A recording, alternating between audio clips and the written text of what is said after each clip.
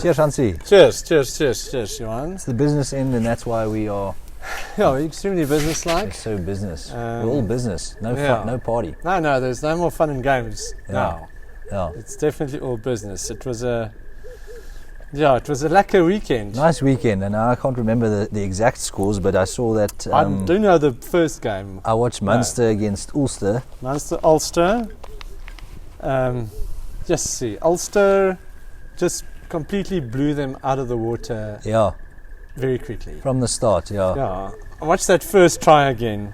Like every pass stuck perfectly, and it was they played at such a crisp pace, and it was very cool to see. And Munster had no answers after 15 minutes. I feel like we actually need to eat our words, because in our last video we were like, Munster's going to take it, that sort of thing. We just had this idea that Munster is the better team, but they looked amazing. Ulster looked amazing. Yes, yeah, and I think they just had the better plan, and they were just they just got out of the blocks better, way better.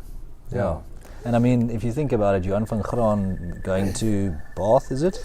We did say that I think their camp is a bit disrupted. Keith.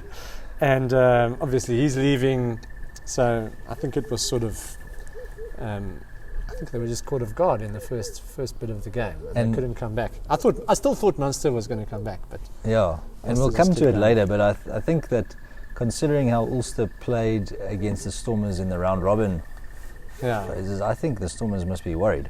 Yeah. So Ulster in the end won that game quite convincingly. That's hot. That's hot. That fire's hot. Yeah. Against what we thought, but they were the better team on the day. Yeah, and maybe Dwayne played well. Yeah, I think they're peaking at the right time. I was very impressed with that fullback of theirs as well, Ulster. Yes, the backs in general, the outside backs. They're really they're a problem. Yeah, especially considering that the Stormers are like a little bit in disarray with they've lost the centre and that sort of thing, I think. And they played closer to what we normally see from Leinster than what Munster did on the day. Yeah. The speed and the precision at which everything happened was very, very good. Yeah. And they won it in the first. I almost thought the second try, which is right in the corner on the opposite side, on the right-hand side, wasn't going to be allowed. It just seemed like it's too much too quickly. Yeah. I still thought the guy had like a pinky on it. Yeah, but it wasn't clear. So yeah. The ball bounced high, and they were like, no, as long as there's no clear separation. Yeah. Wasn't Marius Jonker the TMO? I think he was. Could be. And Jacob Piper was, of course, the ref. Yeah. So in that game. But in any case, the best team won. I think the better team won. Yeah. Okay, and then it was the Bulls game was the next one. The Bulls Sharks. Game? Yeah. That was a nail biter for me. The Sharks came out of the blocks, and I thought, okay, here we go. Yeah. Here we go. This is what we were worried about. The Sharks are going to cause I don't suppose an upset. A lot of people said the Sharks were going to win. Yeah. And they were the better team to start with. But it didn't go exactly as I thought it would. So I thought that we would have, the better forwards, and that we would be blown away by that back line. Yeah. But then the back line, the Sharks' back line seemed like they were fading. The forward passes, Van Cook knocked the ball on 3 times. Bosch forward pass. Was quiet. Yes. Yeah, looks a little bit overweight. Yeah. I don't know if it was just me.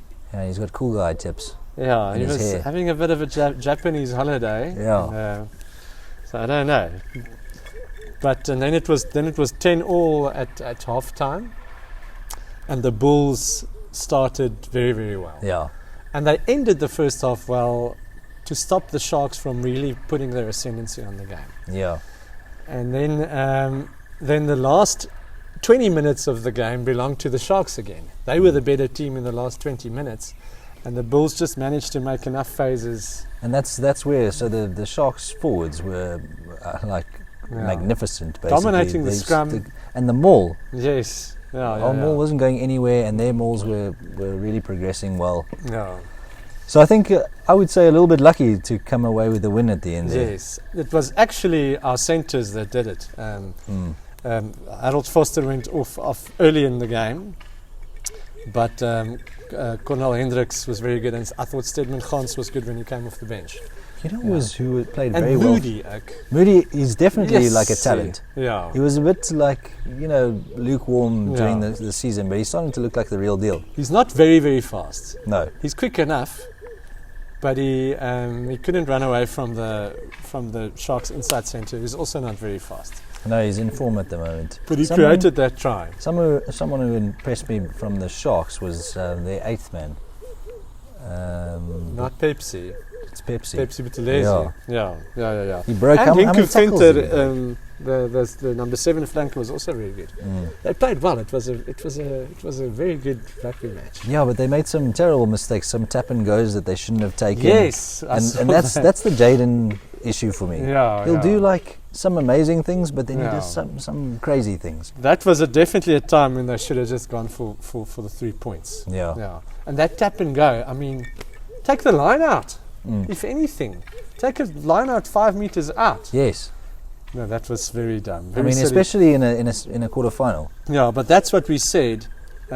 Maybe Jake is going to just prepare them better than Sean Everett was able to. Yeah. And the drop goal was just struck sweetly. It is amazing. The build up to it was perfect. I thought, just milk the penalty. Just milk the penalty. Don't go for the drop goal. What if you miss? But apparently Chris Smith was also worried about that. He was like, no, he doesn't want to do this. Just now we miss it. We have to go to extra time. We lose from there or whatever. But then I think that's why he was so happy. And you saw how happy he was. He was extremely like, happy.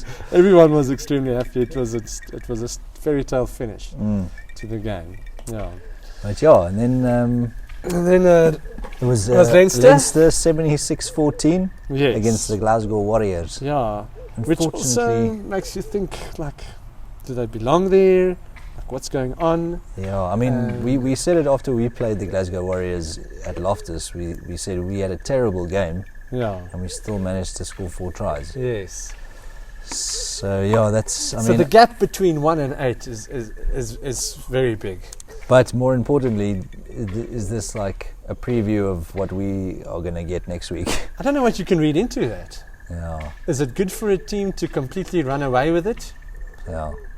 Going into a semi-final?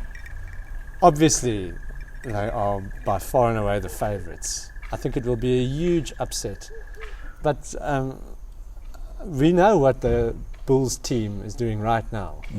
They're watching the Heineken Cup watching final. La Rochelle's game. They're watching La Rochelle's game. Yeah, and what Jake has said, he said it over the weekend. He said that Leinster they've scored a lot of points in the first 20 minutes. Yeah. And what La Rochelle did was they, contained them for a while, and then they just sort of stayed in it. Yes. Until half time, and then anything can happen in a final. No one's unbeatable. I mean, we saw with the Springboks in England. Yeah.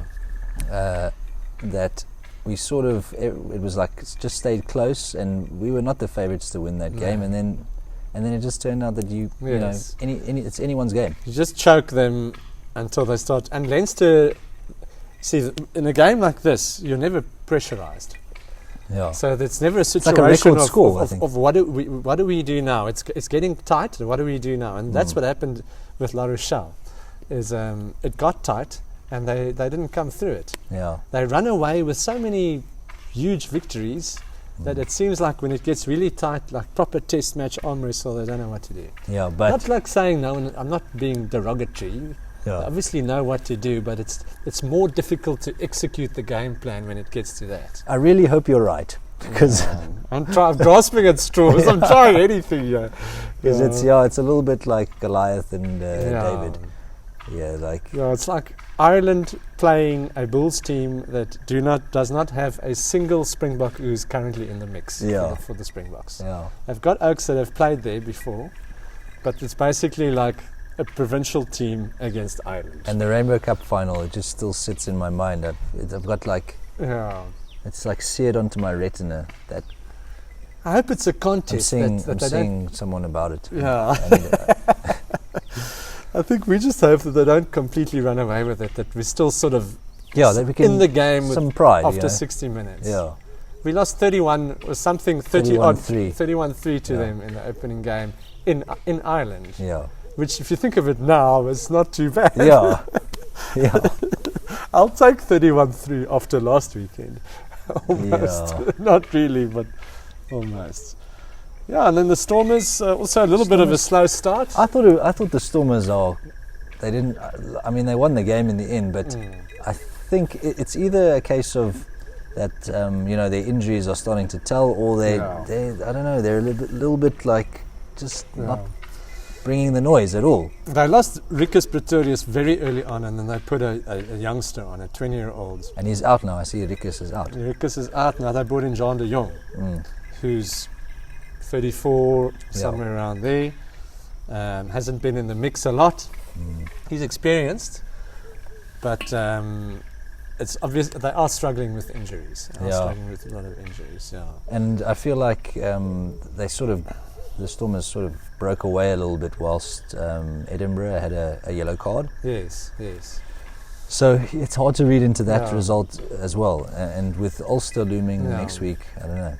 The scoreline looked okay in the end. I think it was 32-17 or something in that direction. Can't remember exactly. We're struggling a little bit. Technology's letting us down. Yeah. But it was a comfortable victory in the end, and that's what we expected. Yeah. I didn't expect Leinster to beat Glasgow 76-14. Yeah. But the rest... I actually thought the Sharks were going to beat the Bulls. But very happy about the way it turned out. Yeah, so then next week it's the two semi-finals. Yes. Well, not next week. It's on Friday. So that is something to take note of. The Bulls having to travel. Yes. Is it in Dublin? I don't actually know where it's in Leinster Dublin. is. Yeah. But anyway, playing on Friday. Yes. On Friday night. And like we've said, it's and a Stormers team with a few injuries, but I think the Stormers, as long as they really, really show up. If Ulster starts like they did against Munster, there might be trouble. It might they might be blown out of the water, and they might play catch up for the rest of the game. But you have to believe that we're Bulls fans, but we want to believe that the Stormers are going to win it. I have a bit of I'm worried that it's going to be an all-Ireland final. Yeah. Just because the Stormers are kind of just out of sorts. They seem a bit as if they already peaked too early. Almost. Yeah. But I mean, an all-South African final, that would be amazing. That would be absolutely amazing. That's highly unlikely. So unlikely. It won't be an all-Irish final won't be a surprise. But I think it's going to be. I think the forwards, I think the tight five of the Stormers are going to be too strong for Ulster. And if the fans come out, and there's proper player support, 16, you know. I think it's going to be a Leinster Stormers final in Ireland, and then it's probably going to be won by Leinster. It's going to be. In any case, it's been fantastic. Yeah. I mean, we really got into it. Yeah. It's been better than we expected, I think. I think the country's getting into it. People are talking about rugby again, and I think next year more people are going to watch it from the start. I was in the Pilanesberg this weekend, and there was this game ranger who he saw I was watching the game, and he was like, "Yo, is this that new competition and stuff? Who's playing?" And he's like, "Okay, cool, though." So, yeah, I actually also had someone somewhere. Oh, I was at a kids party, and at a kids party, and the one guy was also, who's playing? I'm like, come on, well, what competition is that? And people think it's actually over. Playing against a Scottish team, and I'm like, really? Yeah. No, it's not the Curry Cup. I'm like, no, it's not the Curry Cup. It's not Super Rugby. It's something new. But yeah, hopefully next year. If we can get someone in the final, I think it will gain some interest. Yes, no, definitely. So Ireland, I mean, come on, do us. I mean, you guys have been. And then I said, like, there's this cool channel that you can go watch, website channel, and those guys will motivate you to watch a bit more of the URC. Yeah. They're like very cool and stuff. Sportstats. Sportstats. I don't know if they're that cool, but they're trying. They're cooler when they're not wearing ties. Yeah. They're pretty cool. Okay, Anyway, cheers. Go Bulls. Go Bulls and Stormers. Cheers.